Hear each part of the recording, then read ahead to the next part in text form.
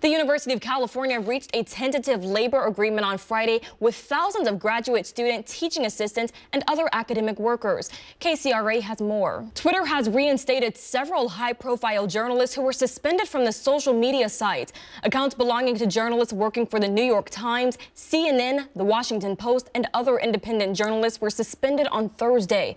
This came after Elon Musk, who acquired the social media company a few months ago, accused the journalists of sharing private information about his whereabouts.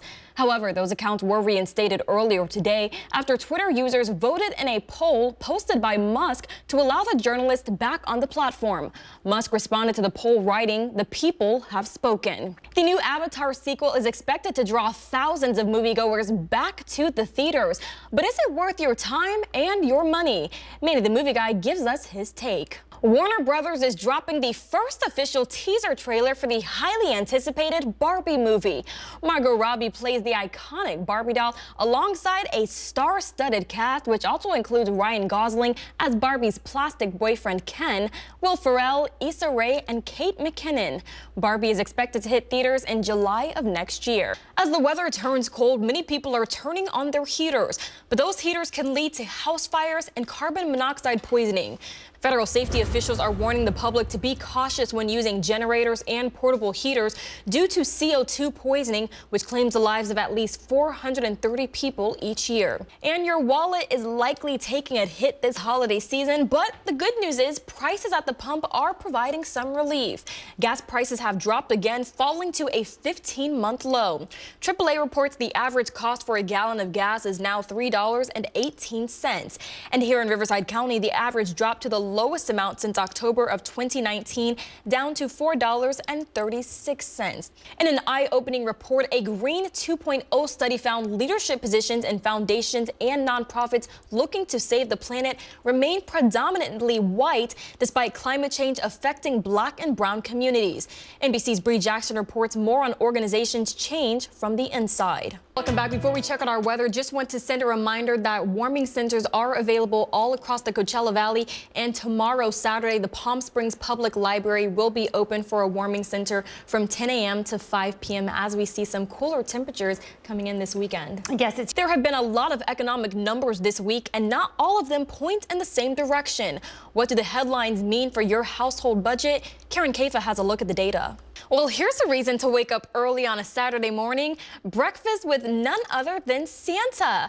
The Palm Springs Department of Parks and Recreation will host a breakfast with Mr. Claus on Saturday morning, just in time to give him your Christmas list. And of course, we can't stop talking about Acrisure Arena, and the fun is not over just yet, because tomorrow, Brooke, they are hosting a fan fest for all of the Coachella Valley before they kick off their home opener on Sunday. Yes. According to the website What to Expect, just over 3% of babies in the United States are born in sets of 2, 3, or sometimes even more. In that 3%, 8 sets of twins are currently at the NICU at Desert Regional Medical Center.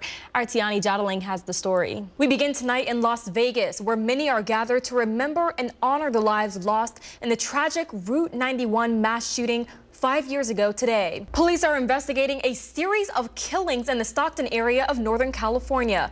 They say 5 recent killings appear to be connected, but so far they haven't been able to determine whether the crimes are the work of one person or multiple people. The death toll continues to rise following Ian's destructive path through Florida and other states on the East Coast. Recovery efforts are underway while concerns grow of river flooding. Alrighty, well, that rain is definitely much needed here in our region. According to the latest update from the U.S. Drought Monitor, more than 133 million people live in drought areas across the country. That's the highest number since 2016.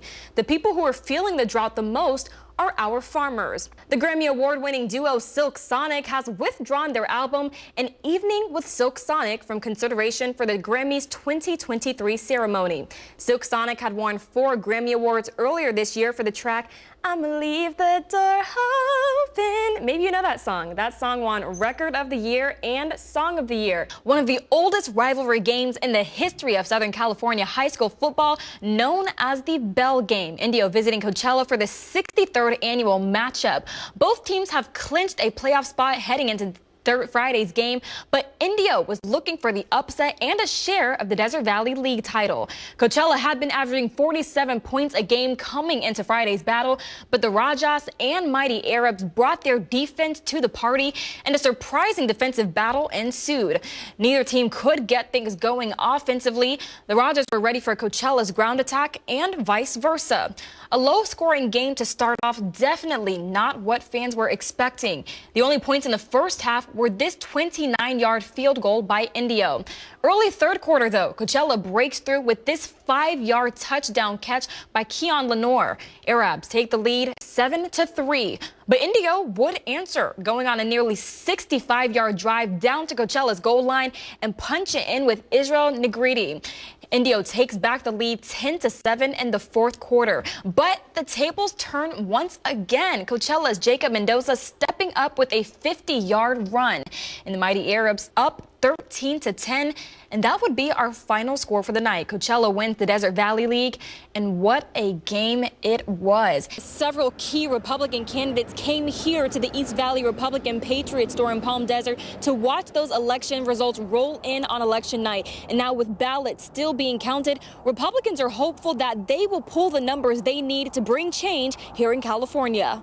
There is certainly a lot happening in Indio tonight to get us into the Christmas spirit, and preparations are still underway because, like I said, there is so much happening tonight. In front of me, there are tons of attractions, including the largest bounce house in the world. Behind me are food vendors. To the right of me is the unlit Christmas tree that's going to get lit later up in the evening. But we first start off with the 30th annual Indio International Tamale Festival that kicks off tonight. This has been extended from a 2-day event to a 4-day event full of fun, family food, and of course those delicious tamales. And it's all kicking off tonight with their new event, Mercadito de Noche. Now, when we first got here, there were a line of people down the street trying to get in, and as you can see, they're all getting in now. You have some people waving at the camera, excited to get their hands on some tamales. When we were standing outside, that's what everyone was wanting to know. How can we come in? How can we get the tamales? And they're like, we're not open yet, but as you can see, it is open, so come on and make your way down to Indio. And of course, we have the tamales, but it wouldn't be Christmas without the Christmas tree and of course those Christmas lights. So stay with us because in a few moments they're going to light up the Christmas tree and kick off the holiday season here in Indio. It is beginning to look a lot like Christmas here in Indio. As you can see, that tree is lit up behind me, sparking the beginning of the holiday season here in the city. Now, we had a lot of festivities taking place, and just another part of it is the 30th annual Indio International Tamale Festival taking place here in Indio. And this year they are going all big. They've extended the festival from 2 days to now 4 full days of food, family fun, and of course those delicious tamales. And right now we are at the Mercadito de Noche. This is a new addition to the Tamale Festival, and it is kicking off all the excitement that is going to take place this weekend. Preparations are underway for the 25th annual Veterans Day Parade taking place right here in downtown Palm Springs. Now, behind me kicking off is vendors for Village Fest, but come tomorrow,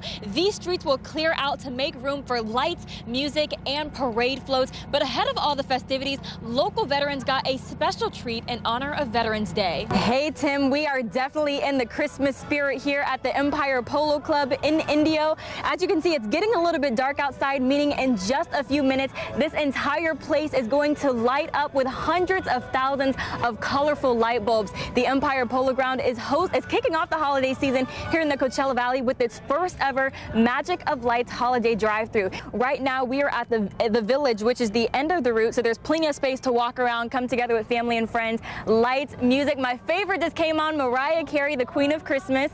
And we also have some food and some sweets and drinks behind us as well. And then stay with us because at 6:15, coming up in our 6 o'clock hour, they're going to switch on this light behind me, and even more twinkling lights are going to light up the night here in Indio.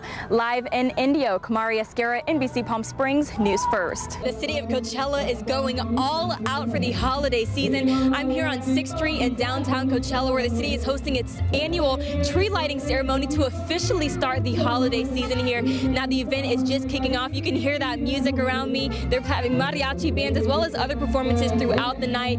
Tacos, a lot of things happening tonight. I was at this event last year, and I can tell you that this is an event that people look forward to every year. In just a few moments, city officials are going to flip the switch switch, and this tree behind me will glow and sparkle throughout the night with colorful lights synchronized to Christmas music.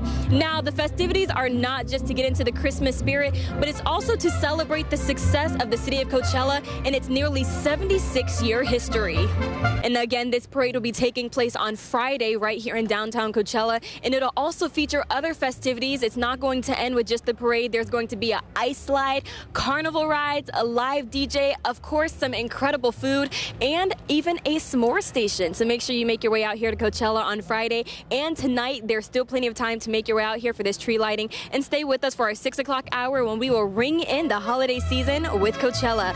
Live in Coachella, Kamari, Esquerra, NBC. It has been a festive evening here in Coachella, and the moment that everyone was waiting for finally arrived. We lit that Christmas tree, and Santa and Mrs. Claus made a special appearance here in Coachella. They came in on their festive, well-lit fire truck, and now, as you can see, they are having a busy evening as dozens and dozens of children are waiting in line to take their picture with Santa and give them their coveted Christmas list. And of course, like I mentioned earlier in our newscast, this is not just an event to kick off the holiday season here in Coachella, but it's also an event that the city says is celebrating the rich history and culture of Coachella. And here to tell us more about that is Mayor Steven Hernandez. Thank you so much for joining us. So tell us a little bit about Coachella's history and why this event plays into that tradition. Well, 76 years today, you know, this is, we're celebrating our city, and what better time to do it than the holiday season. So we're excited about all the things that are happening in Coachella, and, you know, the community is very, very excited as well.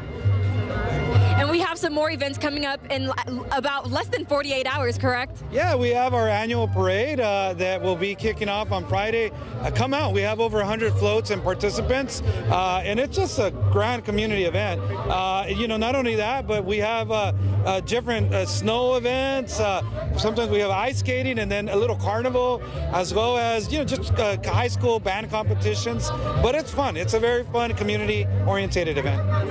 All righty, you heard him here. We have more festivities kicking off in Coachella in less than 48 hours. That holiday parade taking place on Friday at 6 p.m. and it's also going to be free. And also what I heard is that tacos here right now are free, so I'm going to send it back to you all in the studio so I can go get my hands on some of those delicious tacos. Live in Coachella, Kamari, Esquerra, NBC Palm Springs, News First. Hey Tim, like I said, we are in the Christmas spirit already here. We're like, look, Thanksgiving will have its time, but it's Christmas and then it's Christmas again. And I'm here with Mark from Golden Voice. He's giving us a tour of the magic of lights here at the Empire Polo Club. Mark, tell us what we're doing right now.